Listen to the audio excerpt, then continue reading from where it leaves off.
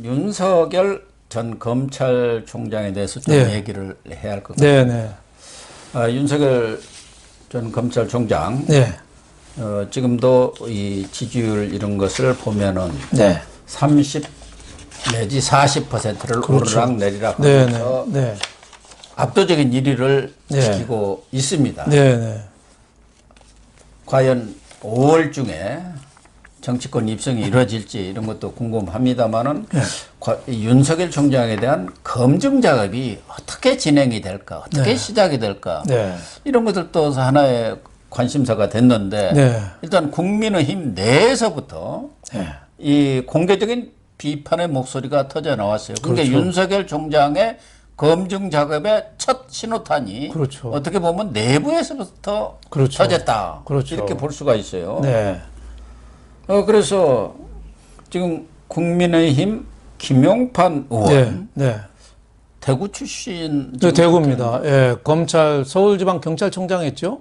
네. 그러니까 어제 공개적으로 국회 기자회견 비슷한 것을 했죠. 네. 발표. 네. 어떤 내용이었습니까? 왜 갑자기 들고 나온 거죠? 그러니까 과거에 네. 수사를 했었거든요. 국정원 그렇죠. 댓글 사건. 2013년이죠. 예, 댓글 사건 수사를 했는데 거기에 대해서 내가 억울하게 그때 대법원까지 가서 무죄를 받았긴 했는데 억울하게 강압 수사 또 뻥튀기 수사로 내가 피해를 봤으니 윤석열은 사과해라 이거죠. 예. 그러니까 그때가 김용판이가 서울 경찰청장을 하고 있을 그렇죠. 때죠. 네네. 그랬는데 당신이 그 댓글 수사를 네. 축소해 가지고 네. 2012년 대선에 영향을 미쳤다. 그렇죠. 그래가지고 지금 구속이 된 거죠. 그렇죠. 국기 문란 사건. 그렇죠. 그렇지만은 나중에 그 무죄로 나왔습니다. 예, 대법에서 무죄 네. 판결이 났죠. 네. 근데 이게 따지고 보면은 그 당시에 윤석열 전 검찰총장도 어떻게 보면 피해자거든요. 그거 좀 댓글 수사하다가 쫓겨나 버렸잖아. 박근혜 정권한테 미운털 바뀌어가지고 수사팀장 하다 쫓겨나서 저 여주지청장으로 네. 변방으로 귀양 갔어요. 그리고 나와서 이제 국회에서 그렇죠. 예, 나는 사람에 충성하지 않는다. 예, 그런 그 얘기도 하고. 유명한 말을 했잖아요. 그렇죠. 예, 그게 뭐 문재인 정권 들어와서 또 검찰총장 시켜준 배경이 되긴 했습니다만은 윤석열 검찰총장이 그거 갖고 저는 사과까지 할 거리가 될까 뭐 이런 생각이 좀 듭니다. 그 당시에는 뭐 그 국정원 댓글 사건이 틀림없이 있긴 있었거든요. 예, 국정원에서 그 대통령 선거 앞두고 있었죠. 댓글 작업을 했던 거예요. 다만 이제 김용판 의원은 이제 나중에 무죄로 빠져나와서 억울하게 수사를 당했다는데 물론 뭐 억울한 건 있을 수 있지만 저렇게 지금 보궐선거 서울 부산 끝나고 국민의힘이 지금부터 추스려서 한 몸이 돼서 뛰어야 되는데 저렇게 좀 자중질환의 모습을 보이는 게 맞는 건지 저게 국민의힘의 판도라의 상자를 연 거거든요. 그렇다니까. 예, 탄핵. 뭐 민주당에서 열었다든가 그렇죠. 뭐 어디 여권 쪽에서 연 게 아니고 자기 그렇죠. 국민의힘 내에서 열었다. 그렇죠. 박근혜 정권 탄핵 전후로 해서 또 수사를 또 뭐 윤석열 검찰총장이 특검으로 했잖아요. 이런 문제도 박영수 특검에서 국정농단 사건 수사를 그렇죠. 했죠. 요 전에 해수부시라고 그 서병수 의원이 그거 사과하라고 그랬거든요. 예. 그러니까 이번에는 또 김용판 의원이 또 댓글 사건 또 사과하라고 한 거예요. 그러니까 이게 참 국민의힘이 판도라 상자를 연 건데 저걸 국민들이 어떻게 받아들여질지 그리고 또 하나는 윤석열 검찰총장이 지금 가뜩이나 국민의힘하고 손잡는 거를 조금 꺼려하는 부분이 있거든요. 예. 자칫 기득권하고 똑같는 거 아니야? 이런 식으로 그 같이 평가를 받으면 윤석열 지지율이 지금 한 33.8% 이렇게 올라가는데 순식간에 처박힐 수가 있는 거죠. 그래서 좀 판도라 상자를 열었다. 저는 이런 생각이 들고 상당히 저는 걱정이 좀 많이 됩니다. 그러니까 김용판 의원이 개인적으로는 네. 서울 경찰청장 하다가 2013년 그 댓글 사건 수사로 기소가 돼가지고 나중에 이제 1, 2심 대법까지 무죄를 받았습니다만 뭐 본인 개인으로서는 좀 억울할 수도 있겠죠. 그렇죠. 그러나 어제 그 기자회견 하는 거 보면은 윤석열 총장이 우리 보수파에 아주 기대를 크게 모으고 있고 또 우리가 잘 지켜내야 할 사람이라는 그런 뭐 앞에 수사는 붙이기는 했습니다만은 적폐 수사의 행동대장이다. 뭐 그렇죠. 이렇게 비판을 하고 광을 탄 게 좀 어려운 네. 용어입니다만은 잘못을 했으면 그것을 고치는데 꺼리지 말라. 네. 뭐 이런 얘기를 하면서 윤석열 총장이 이 부분에 대해서 사과를 지금 요구한 거 아니겠습니까? 네, 그렇습니다. 그런데 이 지금 김용판 의원의 이런 개인적인 차원을 넘어서 이 문제가 어떻게 보면은 최근에 박근혜 전 대통령의 탄핵, 네. 이 사면 논란과도 연계된 것 아니겠느냐. 국민의힘 내에. 그렇죠. 지금 국민의힘 내에서 탄핵 사면을 놓고 내부 논쟁이 치열하게 벌어지고 있지 않습니까? 네. 논쟁이라기보다는 어떻게 보면 갈등이란 말이에요. 그렇죠. 예. 지금 뭐 그 얘기를 탄핵 그리고 저 국정원 댓글 수사 이런 얘기하는 사람들이 대부분 지역구가 영남입니다. 예, 예. 영남에서는 아무래도 박근혜에 대한 그 아직도 그 애틋한 마음이 아주 크거든요. 그러니까 거기에 지금 호소하는 건데 문제는 영남 의원들이 박근혜 얘기를 하고 옛날 이 얘기를 하면 할수록 수도권이나 중도 민심은 자꾸 멀어져 가는 거죠. 그게 회귀하는구나 이렇게 생각할 그렇죠. 과거 도로한국당 수도핵이죠. 도루묵이 되는 네. 거죠. 옛날에 선조가 피난 갈 때 먹을 게 없어서 누가 묵이라는 생선을 줬는데 너무 맛있어서 야 이거 은어라고 그래라. 이름 바꿨는데 피난 끝나고 다시 도성 와서 먹어보니까 야 별로 맛없다. 다시 도루묵이라고 그래라. 도루묵이 되는 거죠. 그래서 국민의힘이 보궐선거 이후에 가까스로 이제 호남에서도 지지율이 높아지고 충청도 젊은 2030도 높아지고 많이 높아지니까 이게 자꾸 이제 옛날로 돌아가는 거예요. 완전히 찬물 지금 그렇죠. 이렇게 있는 거예요. 그렇죠. 탄핵 얘기하면 할수록 이게 중도나 수도권이나 이런 데서는 표가 흔들리니까 이게 참 걱정이 아닐 수 없습니다. 근데 문제는 지금 TK 지역에서도 윤석열 지지율이 떨어지고 있어요. 그래, 이 얘기만 하면 지지율이 떨어지고 있어요. 지금 한 20%가 예. 떨어진다는 거 아닙니까? 예. 그러니까 TK가 예. 박근혜 전 대통령에 대해서 어떤 애정을 갖고 또 그 사면이 돼야 한다는 거 그거에 대해서 뭐 얘기하는 걸 누가 타다하겠습니까? 네. 많은 국민들도 공감하지만 큰 틀을 봐야죠. 그렇죠. 큰 틀로.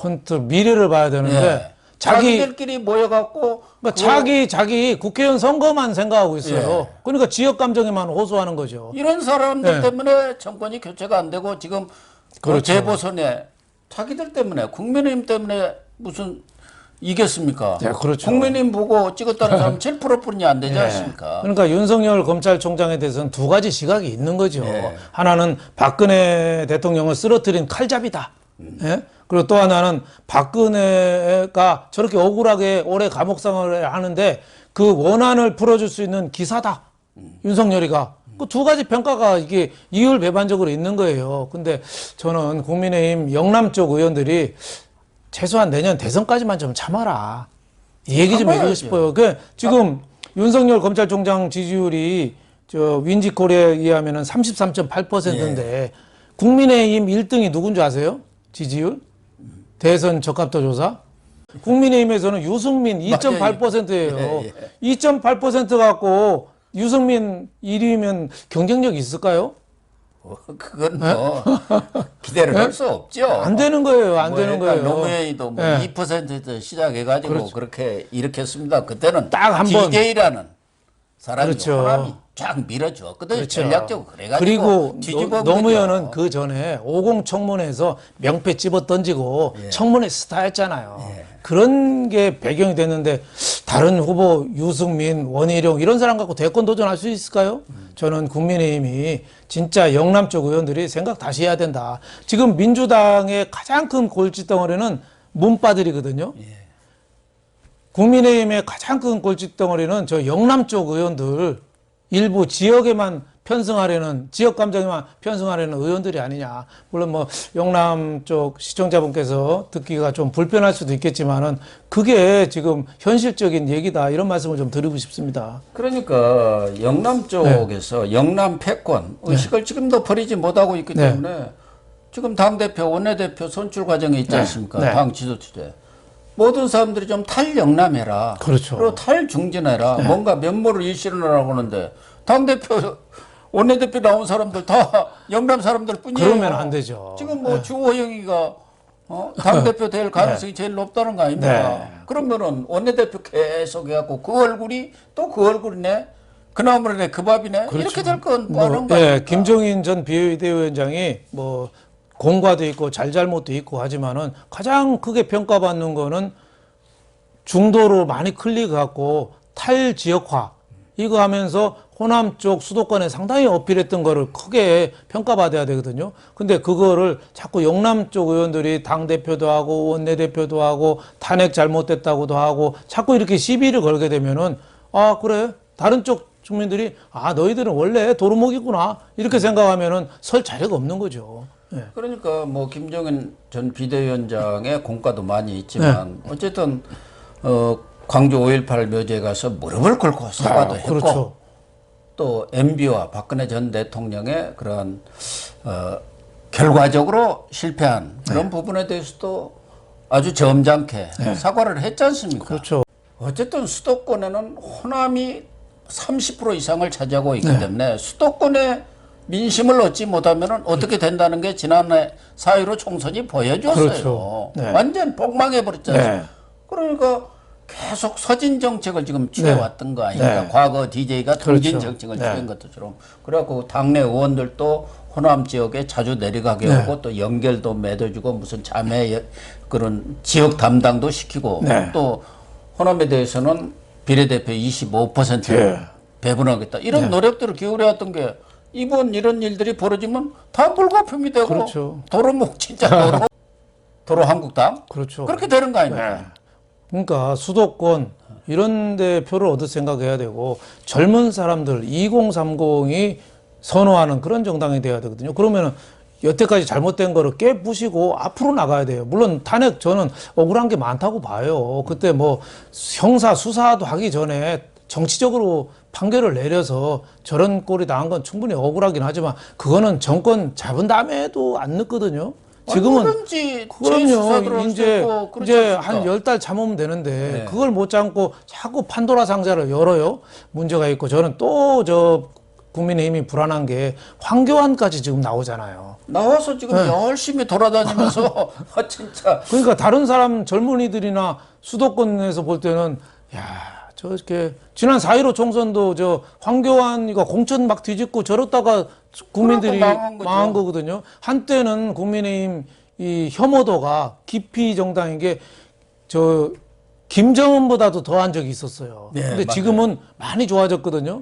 예, 민주당보다도 오히려 깊이 정당, 깊이 지수가 낮아요. 많이 성공을 했는데 그거를 자꾸 점수로 지금 깎아먹는 일을 하고 있다. 국민의힘이 진짜 다시 태어나려는 그런 뼈를 깎는 자성 10개월만 좀 해라. 그것도 못하겠느냐. 저는 이런 얘기를 좀 해드리고 싶습니다. 그러니까 그 황교안 전 대표에 대해서도 나경원 전 의원이 지금은 나설 때가 아닌 것 같다. 그렇죠. 조금 더 참으셨다가 좀 나중에 나오는 게 어떻겠느냐. 뭐 그런 얘기를 했더라고요.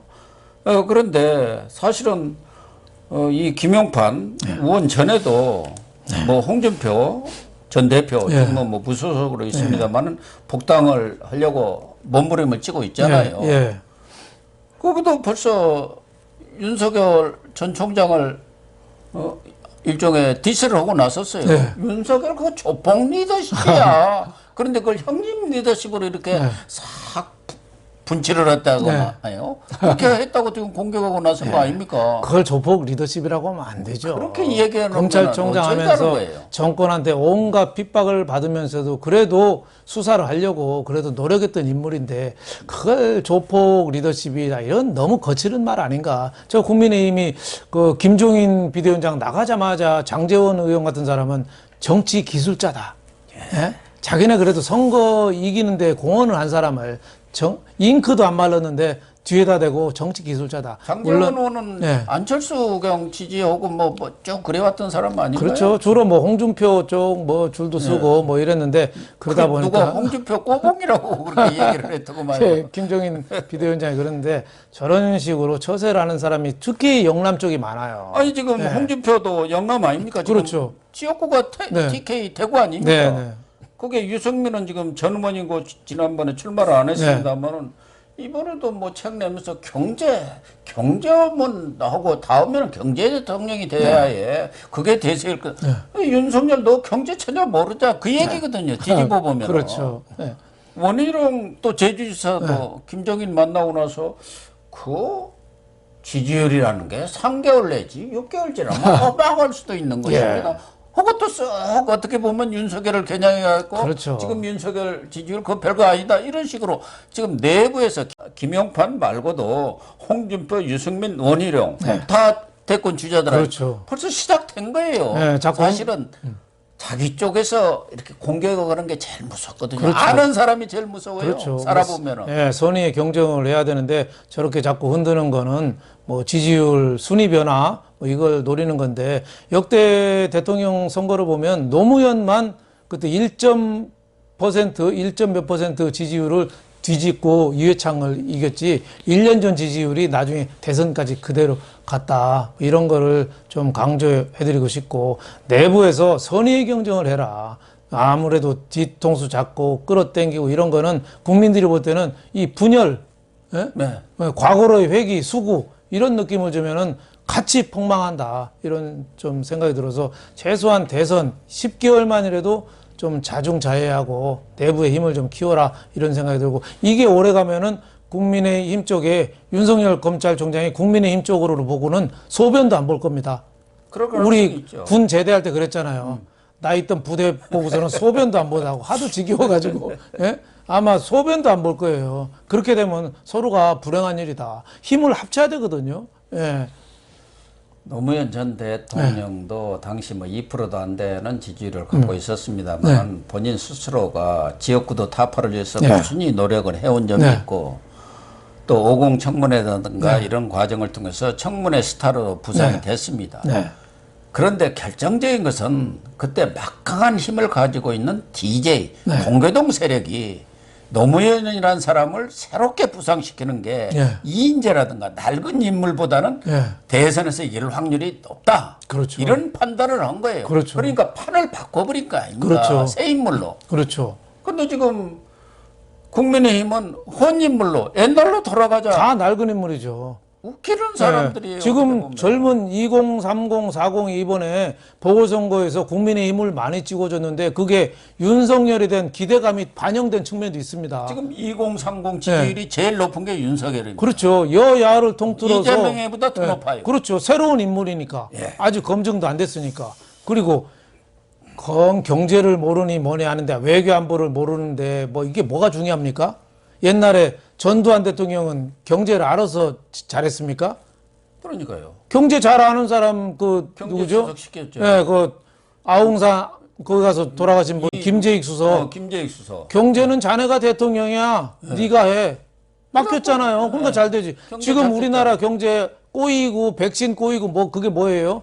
청와대나 이런 데 잘 모르면서 잡고 있는 거예요. 그러니까 더 안 되는 거죠. 전문가한테 맡기면 안 되는 게 없습니다. 가장 걱정이 되는 것은 국민의힘 자체 내에서 윤석열 총장에 대해서 뭐 검증을 어느 정도 하고 또 경쟁을 하는 것은 불가피합니다. 그러나 과거처럼 또 친박이다 비박이다 친이다 뭐 반이다 뭐 이런 것으로 나눠지는 것처럼 지금 돌아가는 이런 상황을 보면 친윤 대 반윤으로 그렇죠. 이렇게 경우에 따라서는 갈라지겠구나. 그럴 가능성이 상당히 있죠. 홍준표가 복당을 하면은 이건 완전히 친윤 반윤 싸움으로 그렇죠. 몰고 갈 수밖에 없지 않겠느냐. 그렇죠. 그렇게 되면 이게 폭망하는 거예요. 그렇죠. 그것은 야권 전체가 망하는 거거든요. 그렇죠. 그럴 조짐을 지금 보이고 있다는 점에서 저는 뭐 김용판 한 사람의 문제가 아니라 이게 지금 그렇죠. 다 연결이 되어 있는 거 아니겠습니까? 그렇죠. 그래서 아마 저는 윤석열 검찰총장이 국민의힘 회동이나 같이 접점을 모색하는 시기를 아예 늦추거나 아예 포기할 가능성이 상당히 있다. 그래서 2016년에 왜 프랑스 마크롱이 그때 경제산업 디지털부 장관하다가 정당도 없이 그냥 혼자 출마했잖아요. 당 새로 만들어가지고. 예, 기득권 다 포기하고 신당 창당했잖아요. 그런 식으로 윤석열 검찰총장도 신당 창당이나 뭐 제3지대를 독립 노선을 구할 가능성이 상당히 있지 않느냐 이런 생각이 듭니다. 그렇게 되면은 네. 민주당은 한 사람 나올 가능성이 높고 그렇죠. 야권이 분열이 되는 거예요. 지난 그렇죠. 대선 때 그렇죠. 똑같은 그렇죠. 그런 지난 결과가 대선 때도 뭐 홍준표하고 안철수가 나눠 먹었잖아요. 예. 예. 그럼 두 사람이 왜 단일화됐으면은 예, 단일화됐으면 해볼 만했죠. 예. 예. 그럴 가능성이 지금 높아졌다니까요. 그런 점에서 문재인 정권의 종식을 바라는 이 국민들 이런 분들도 좀 크게 큰 눈으로 큰 장래를 내다보면서 판단을 해야지 정치인 개인의 이해관계라든가 원한관계 그렇죠. 또는 특정인과의 친소관계를 가지고 당을 분열시키고 또 윤석열 총장을 내부에서부터 비난하고 공격하는 내부 총질이 시작되어 가지고는 희망은 없다. 그럼 전쟁 지는 거죠. 예. 예, 대선 희망이 없는 겁니다. 그러면 우리나라 자체가 미래가 없는 거죠. 예, 국민의힘 의원들이 특히 영남의 지역구를 둔 의원들이 다시 한번 생각해야 되지 않느냐 이런 생각이 들어요. 영남에서 흔들수록 자기 지역은 유리하거든요. 네. 오히려 표가 몰려요. 지역 정서에 호소하니까. 하지만은 전체 국민을 좀 대상으로 생각할 때는 국민의힘이 자멸로 가는 길이다. 4.7 보궐선거는 국민의힘이 이긴 게 아니고 민주당이 진 거고 국민의힘한테는 기회를 한번 준 거다. 이렇게 좀 겸허한 생각을 좀 해봐야 되는 거 아닌가 이런 생각이 듭니다. 네, 정말 옳은 지적이시고요. 국민의힘 정말 각성과 성찰을 다시 한번 촉구를 합니다.